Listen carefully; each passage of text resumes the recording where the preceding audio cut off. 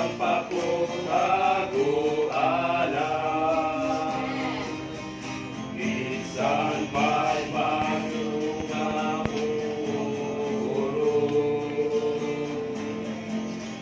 sasabihan ko ng akong saligan, kay ako iyaman nga giluwa. Silong sa iyang apako, kinsay budagin kanako. Akong kalangit aguman niya, itago niya sa dayo.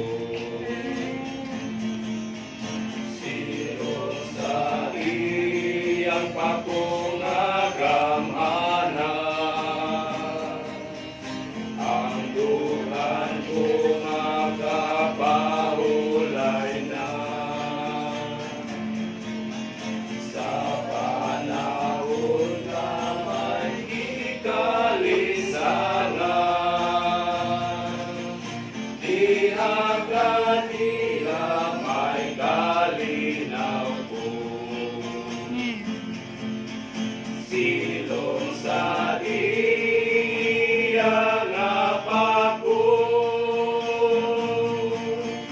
kinsay mudagin kanako.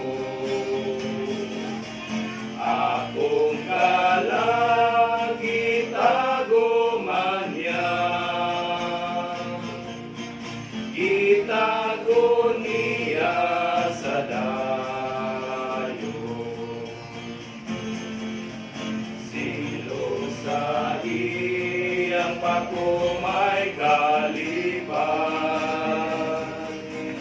kay buagi lamang ang pagsulat.